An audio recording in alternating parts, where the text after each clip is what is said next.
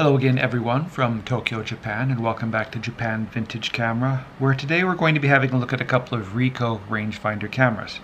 If you're interested in purchasing one of these Ricohs, they are both listed for sale right now at my Etsy and eBay stores. Please check the links in the description below the video if you're interested in buying one, or if you're interested in another vintage Japanese camera. So, getting back to the cameras here, I have, as I said, I have two of them, as you can see, and the first is the Ricoh 300, which was one of the most popular cameras which Ricoh produced in the 1960s, and the other one is the Rico Max, which was the higher spec version. These cameras evolved from the earlier Ricoh 35 cameras, which were introduced in the 1950s. Ricoh made some changes to their 35 series. They got rid of the trigger winding system on the bottom and the awkward removable film back and such. And they made the cameras simpler, easier to use, and more conventional. If we take a look at the top of the camera, you can see it's much like other rangefinder cameras of the era. We have the film wind and shutter cocking lever on the top, the shutter button, the film counter dial, and the film rewind knob.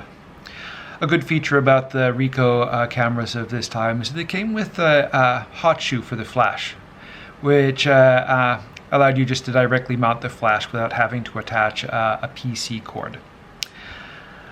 The controls for the shutter and aperture are located on the lens body. The front dial here adjusts for the shutter speeds, and the dial behind it adjusts the aperture.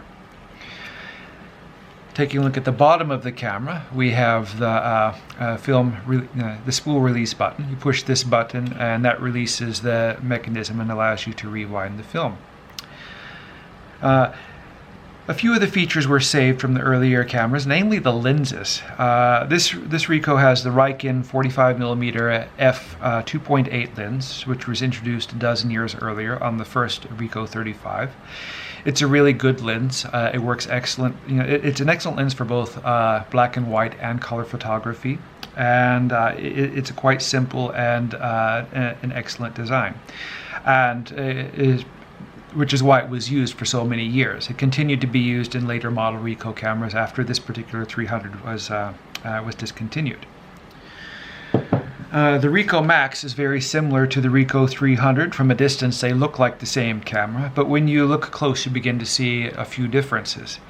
The first difference, of course, is the faster 45mm f2 lens, which was held over from the Ricoh 35 Deluxe, which was introduced a few years before. On the top we have, of course, the same shutter winding lever, film counter dial, rewind lever, and hot shoe. If you look at the front of the camera, you notice that the rangefinder windows are a little different. You just have two windows on the 300, whereas on the Max you have the viewfinder window and a much larger window. This is because the Max has a really sophisticated rangefinder system for the faster lens. The Ricoh 300 evolved into the system we find on most rangefinder cameras, which were on the market from here until the early 70s, which consisted of two elements for the viewfinder and a beam splitting mirror, a simple mask for the frame lines, and the rangefinder mirror. It's a simple, reliable system which works really well, and it's inexpensive. The Rico Max, however, didn't use anything cheap in the rangefinder system. Rather than the simple lenses and mirrors, it used solid prisms of glass. And these allowed for more accuracy for focusing the faster lens. It makes the Max slightly heavier. You can feel the difference in the weight between the two cameras. The extra glass makes a noticeable difference. But otherwise, the camera is pretty much the same.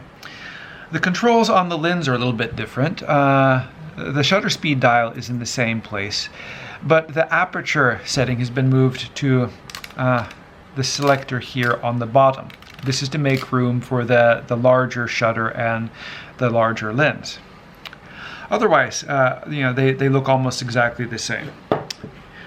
The Max has a much smaller window on the back, which which might be a little bit difficult for people who wear glasses. It's a little bit more difficult to see through this one, whereas the Ricoh 300 has a larger window, which makes it a little bit easier for those wearing glasses. The Ricoh 300 was a very popular camera in Japan. Countless examples were made, and I find them all the time. They're not particularly expensive, not when they were new, and not even today when they're used. But still, for the quality you get, the quality you get for the price is really good. These are an excellent camera. They're really good for those who are getting into rangefinder photography, and they're really fun to shoot. They give really good results. The Rico Max is capable of a little bit more performance than the 300, and it was quite a bit more expensive in the 1960s when these cameras were made, and so they were made in much fewer numbers. If I look for cameras on the Japanese market, I'll find maybe one Rico Max for every 50 Ricoh 300s I find.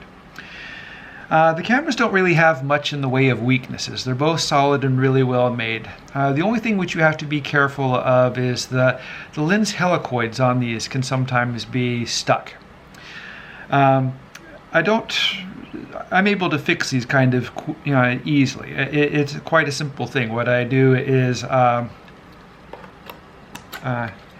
open the back of the camera, and if you look around on the inside to the edge of where the nut is which holds the lens, if you look inside you can kind of see the brass threads of the lens helicoid. To free these up, what I do is I put some oil, 3-in-1 oil or similar, and I set the camera like this to allow the oil to soak in, and then I pour a little bit of naphtha on top of the oil. And this kind of dilutes the oil and allows it to penetrate through the lens helicoid system. I let the camera sit overnight, and usually just a little bit of a twist and the helicoid is freed up. The earlier Ricoh 35s with the trigger winder are much more prone to sticking than the 300 or the Max, but you can use the same technique to free up the frozen helicoids on those as well. So anyway, that's it for the my Ricoh camera review. I hope you enjoyed the video, and please check my channel for videos on other cameras. Thanks a lot for watching, and goodbye.